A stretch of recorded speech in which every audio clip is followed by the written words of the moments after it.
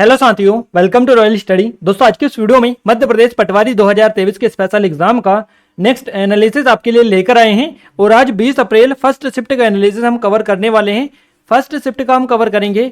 इससे पहले हम अब तक का पूरा कवर करवा रहे हैं डेली बेसिस पर। 15 मार्च से एग्जाम स्टार्ट हुई है, आज एक महीने से अधिक हो चुका है।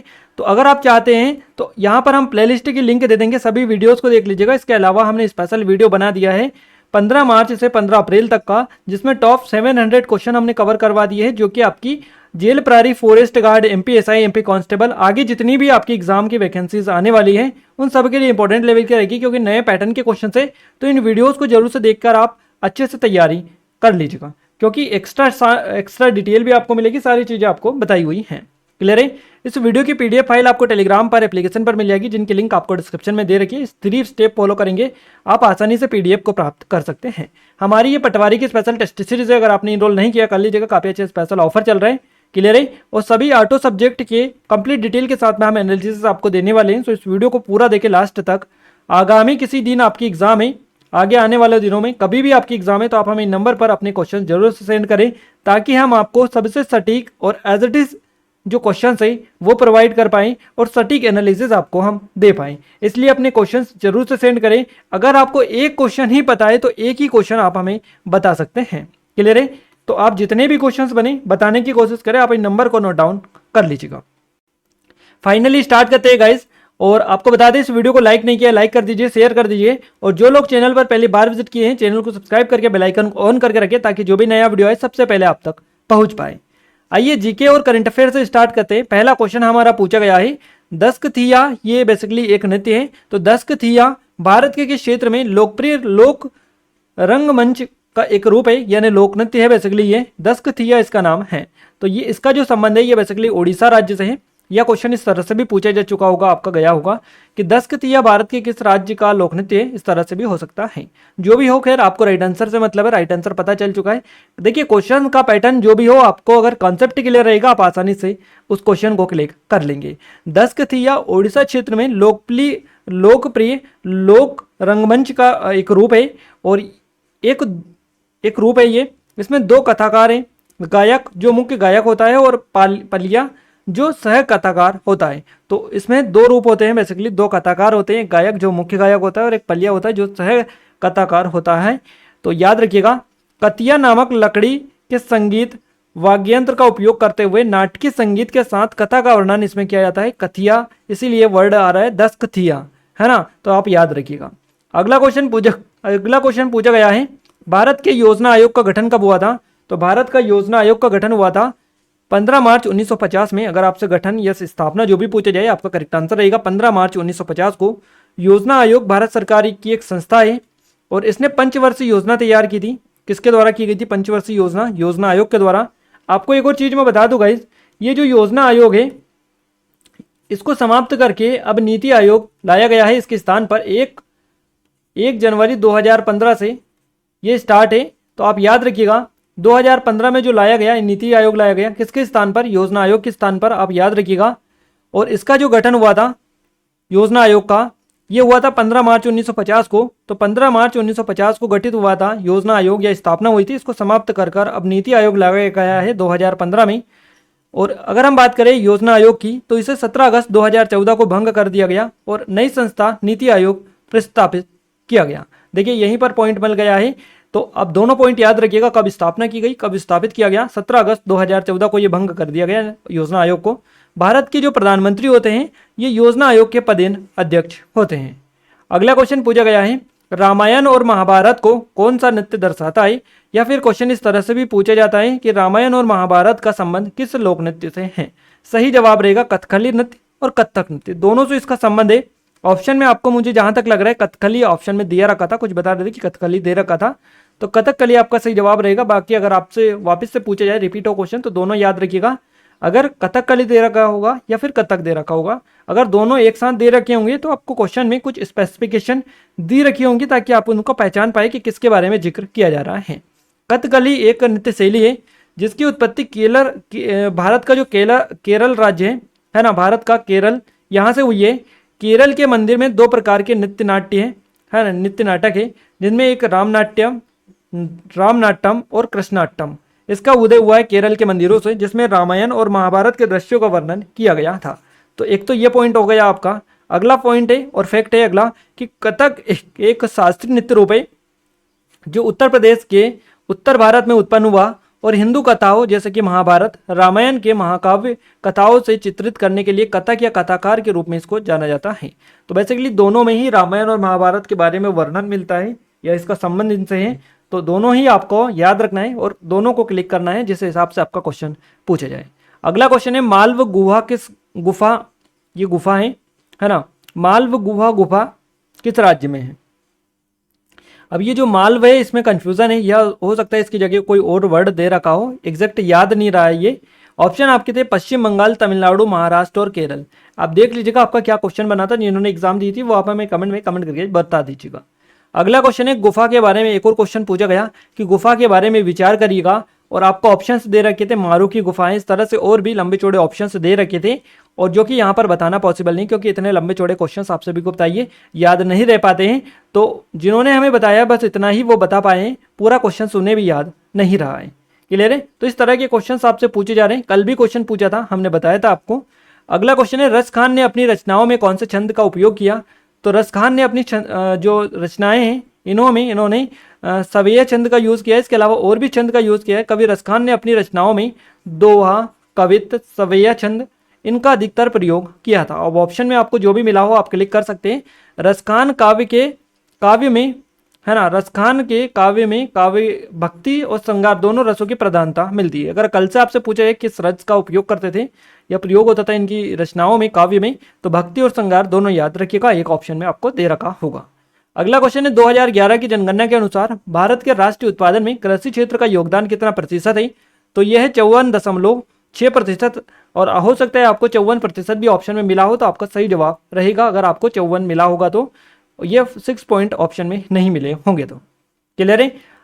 डिटेल कवर करते हैं। देखिए 2013-14 के आर्थिक सर्वेक्षण के अनुसार भारत में लोगों को कुल रोजगार प्रदान करने में कृषि क्षेत्र का योगदान लगभग 54.6% है, और ये 2011 की जनगणना के अनुसार आपको डेटा हम प्रोवाइड कर रहे हैं। तो ये 2011 की जनगणना के अनुसार यहाँ पर जिक्र किया गया है क्वेश्चन में, जो कि यहाँ पर आपको बताया गया है। अगला क्वेश्चन है महिलाएं जैविक रूप से पुरुषों से ज़्यादा बेहतर क्यों होती है। तो महिलाएं जैविक रूप से पुरुषों से ज़्यादा बेहतर इसलिए होती है क्योंकि महिलाएं सहनशीलता और स्टेमिना के मामले में आगे होती है। तो यही पॉइंट आपको दे रखा था। अगला क्वेश्चन है चंदेल वंश से या फिर मध्य प्रदेश के राजवंश से कोई क्वेश्चन था, एग्जैक्ट क्वेश्चन याद नहीं रह पाया है। बात करें अगले क्वेश्चन की। अगला क्वेश्चन है एक निजी कंपनी के कितने निदेशक होते हैं। तो एक निजी कंपनी में या एक निजी कंपनी के कितने निदेशक होते हैं। तो एक निजी कंपनी के कम से कम एक निदेशक होता है। एक निजी कंपनी को कंपनी पंजीकरण पर कम से कम एक निदेशक नियुक्त करना चाहिए। कंपनी अधिनियम 2013 के अनुसार निजी कंपनी में कम से कम 2 और अधिकतम 200 व्यक्तियों का सदस्य इसमें हो सकते हैं। कम से कम 2, अधिकतम 200। बात करें अगले क्वेश्चन की। अगला क्वेश्चन है एक सार्वजनिक कंपनी के कितने निदेशक होते हैं। तो एक सार्वजनिक कंपनी के कम से कम 3 निदेशक होते हैं, और आपका अगर निजी कंपनी पूछा जाए तो एक होता है कम से कम। सार्वजनिक कंपनी में कम से कम 3 होते हैं, एक सार्वजनिक कंपनी और एक गैर लाभकारी, एक ही है गैर लाभकारी कंपनी, है ना। तो याद रखिएगा सार्वजनिक कंपनी और एक गैर लाभकारी कंपनी को कम से कम 3 निदेशक नियुक्त करने चाहिए। अगला क्वेश्चन पूछा गया हड़प्पा सभ्यता के लोग किस पशु से परिचित नहीं थे। तो ये घोड़ा जो पशु था इससे परिचित नहीं थे, घोड़े से। घोड़ा एक जानवर था जो हड़प्पा सभ्यता के लिए अज्ञात था, या इससे परिचित ये लोग नहीं थे। यह क्वेश्चन इस तरह से भी पूछा जाता है कि हड़प्पा सभ्यता के लोग जो उत्खनन हुआ था उसमें किस पशु के साक्ष्य प्राप्त नहीं हुए थे। तो घोड़ा आपका करेक्ट आंसर रहेगा। गाय, ऊंट, घोड़ा और शेर इनको मोहरों पर नहीं दिखाया गया था। यूनिकॉर्न जिसको बेसिकली बेल बोला जाता है, बेल तो सबसे अधिक जवानों का प्रतिनिधित्व करता था। अगला क्वेश्चन पूछा गया है फीफा से, जो कि एग्जैक्ट क्वेश्चन हमें नहीं मिल पाया है। नेक्स्ट क्वेश्चन पूछा गया संविधान के किस अनुच्छेद के तहत विदेशियों को भारत की नागरिकता दी जाती है। इस तरह से क्वेश्चन पूछा है। तो गाइस देखिए संविधान का जो भाग 11 है इसके अनुबंध 5 से 11 तक ये बेसिकली नागरिकता के बारे में दर्शाता है, ये वर्णन मिलता है। और भारतीय नागरिकता अधिनियम 1955 के अनुसार कुछ प्रावधानों के अंतर्गत भारत की नागरिकता ली जा सकती है। तो ये अगर अधिनियम पूछा जाए तो 1955 आपका करेक्ट आंसर रहेगा। आर्टिकल हो जाएंगे 5 से 11 तक। अगला क्वेश्चन है 1800 में किस हिंदू शासक ने अंग्रेजों को युद्ध के लिए ललकारा था। इस तरह से क्वेश्चन था। ऑप्शंस आपको दे रखा था शिवाजी, महाराणा प्रताप और सम्राट अशोक, इस तरह से ऑप्शंस थे आपके। अब देख लीजिएगा क्या और ऑप्शन आपको मिला था और एग्जैक्ट पैटर्न क्या था क्वेश्चन का पूछने का। क्लियर है कि अगला क्वेश्चन पूछा गया है यूनेस्को वर्ल्ड हेरिटेज साइट से क्या क्वेश्चन था, ये भी एग्जैक्ट नहीं मिला है। और हॉकी से भी एक क्वेश्चन आपका बना है। पूरे जो जीके के क्वेश्चन आए थे 20 नंबर के जीके के क्वेश्चन आए थे। और आज का जो जीके का लेवल रहा है ये काफ़ी ज़्यादा डिफिकल्ट रहा है ना। और दिन से मुकाबला अगर हम करें, थोड़ा सा कंपेयर करें, तो ये इसका थोड़ा सा आज भी डीपली ज़्यादा देखने को मिला है, क्योंकि ऐसे क्वेश्चंस नहीं थे जो वन लाइनर के फॉर्मेट में हों, जो हमने कभी पढ़े हों, ऐसे नहीं थे, डीपली क्वेश्चंस थे। तो इसलिए यहाँ पर ज़्यादा जो क्वेश्चन थे वो भी नहीं मिल पाए, क्योंकि इन ऐसे क्वेश्चंस को याद रखना पॉसिबल भी नहीं हो पाता है। जिन क्वेश्चंस को ऑलरेडी हम पढ़े रहते हैं उनको आसानी से याद रख सकते हैं, जिनको पहली बार पढ़ेंगे वो एक बार में आप याद नहीं रख पाएंगे। आइए अब हम साइंस को कवर कर लेते हैं। उससे पहले हम बता दें हमारी पटवारी की स्पेशल टेस्ट सीरीज है जेल प्रहरी फॉरेस्ट गार्ड की और एमपी सब इंस्पेक्टर की स्पेशल टेस्ट सीरीज। अगर आपने इनरोल नहीं किया कर लीजिएगा, काफ़ी अच्छे स्पेशल ऑफर चल रहे हैं। गाइस हम बता दें हमारा जो नया पैटर्न आ रहा है अभी पटवारी के एग्जाम में, वो पूरा कंटेंट यहाँ पर आपको हम प्रोवाइड करने वाले हैं। सो इनको अगर इनरोल नहीं किया कर लीजिएगा, काफ़ी अच्छा स्पेशल ऑफर चल रहा है। और ये हमारी पीएससी की स्पेशल टेस्ट सीरीज है। ये ई बुक है हमारी 2023 की एमपी करंट अफेयर की, ये 2022 की है। इसके अलावा ये कोर्सेस है और भी, इन सभी की लिंक आपको डिस्क्रिप्शन में मिलेगी। एप्लीकेशन को डाउनलोड करेगा, कंप्लीट डिटेल और डेमो चेकआउट कर सकते हैं, जिसका कोई चार्ज नहीं है, फ्री ऑफ कॉस्ट डेमो डला है एप्लीकेशन पर, तो आप एक बार जरूर से विजिट करिएगा। साइंस की बात करेगा, साइंस का पहला क्वेश्चन बना है कोशिका की आत्मघाती थैली किसे कहा जाता है, तो ये लाइसोसोम को कहा जाता है। ये क्वेश्चन पूछा गया है और ये सेम क्वेश्चन 2 बार पूछा गया है, यानी वापस से रिपीट हुआ है 2 बार। ये एक ही क्वेश्चन आपका एग्जाम में मिला है। क्लियर है, तो हमने 2 बार इसीलिए डाला है ताकि आपको पता रहे कि ये सेम क्वेश्चन 2 बार पूछा गया है। चांदी का रासायनिक सूत्र या रासायनिक नाम आपसे पूछा था, तो एजी इसका होता है। मछली पानी में रहती है तो सांस कैसे लेती है, तो गिल्स के जरिए ये जो है सांस लेती है। ये साइंस के क्वेश्चन है। कंप्यूटर में क्वेश्चन बनाए एमएस वर्ड में किसी पैराग्राफ को केंद्रित करने के लिए कौन से संक्षेप का उपयोग किया जाता है, तो कंट्रोल ई का यूज किया जाता है। इंटरनेट से क्वेश्चन बनाए कंप्यूटर में नेटवर्किंग, आउटपुट, इनपुट, एंटीवायरस हो गया, फुल फॉर्म हो गया। शॉर्टकट की से क्वेश्चन बनाए मेमोरी से, एमएस ऑफिस से, एमएस वर्ड से, एमएस पावर पॉइंट से क्वेश्चन बना है आपका। हिंदी में बात करेगा इस विलोम शब्द आप क्या है, अलंकार आपका आया, काल आया। संधि समाज से क्वेश्चन बने, वाच्यकारक से क्वेश्चन बने, तत्सम तद्भव से। अनेकार्थी शब्द आपका आया है, रचनाओं से क्वेश्चन पूछे गए हैं। इसके अलावा एक वचन, बहुवचन, अशुद्ध शुद्ध वाक्य, इसके अलावा शुद्ध वर्तनी हो गई, क्रम से जमाना, पैरा जंबल वाले क्वेश्चन बने और लोकोक्ति मुहावरे से भी क्वेश्चन पूछे गए हैं। मैनेजमेंट में विपणन से क्वेश्चन बने, नियोजन से, नियंत्रण से क्वेश्चन पूछे गए, मार्केटिंग से, अकाउंटिंग से, प्रबंध से, इकोनॉमी से।